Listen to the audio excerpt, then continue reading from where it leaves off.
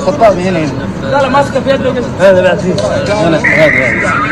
Assalamu alaikum wa rahmatullahi wa barakatuh. May the peace and blessings of Allah be upon you all, and welcome to our channel. This recent video is showing a magician who went to Mecca pretending to perform Umrah. Meanwhile, he had a second goal of performing his magic in Mecca. But fortunately, Allah exposed him. As the Saudi security were able to get him before he could do anything.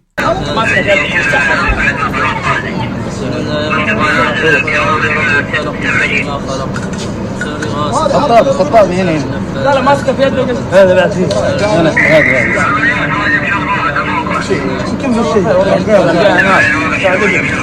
ارجع انا لا اشوفك صاحب مشخص والله ماسكين فيها الله واحد والله ماسكين فيها الله واحد. You know, this is not the first time. I can actually relate so much to such incidences because I witnessed one myself. I was making tawaf around the Kaaba when I suddenly saw somebody rush towards the Kaaba.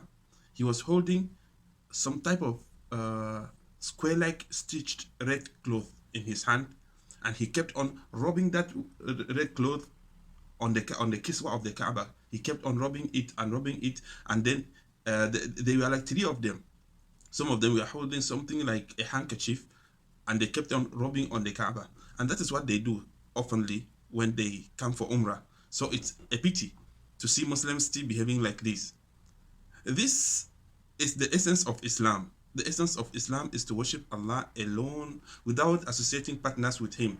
And then Allah has also promised that anyone who dies without associating partners with Him will be forgiven. But anyone who dies associating partners with Allah, that is the only sin that Allah will never forgive.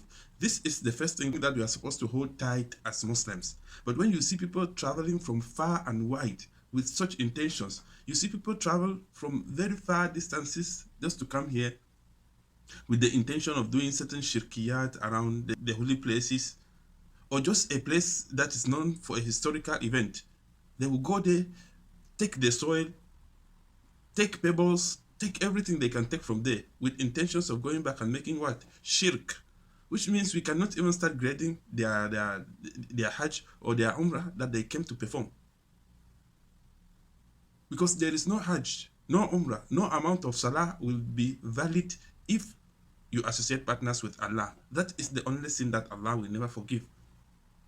So it's either we call it Jahal, which is lack of knowledge, that they really do not know the essence of Islam and what Islam stands for, and which is very wrong because that is what they are supposed to know. That is the first thing they are supposed to know, even if they don't know how to pray, even if they are committing what type of sin. As long as they know that Allah is supposed to be worshipped alone and everyone is supposed to stay clear away from shirk, that is the essence of Islam. On the other hand, the punishment for a person who is caught performing shirk as a Muslim in a country whose laws are according to the Qur'an and the Sunnah, the penalty for such a crime is capital punishment. It should not be associated with the Saudi government, that is the Saudi law.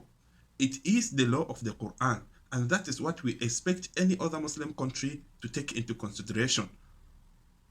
Because it is clearly stated in Hadith Sahih that the punishment for a magician or a sahir is capital punishment. That we got from the hadith of the famous Sahaba Jundub ibn Junada radiallahu anhu, where he says, Haddu sahiri darbuhu bis-sayf. He says the punishment or the penalty of a magician is for him to be beaten with the sword. If any person is caught in Saudi Arabia and in Mecca doing such a heinous crime, then his reward and his punishment is nothing less than what the Sharia has prescribed.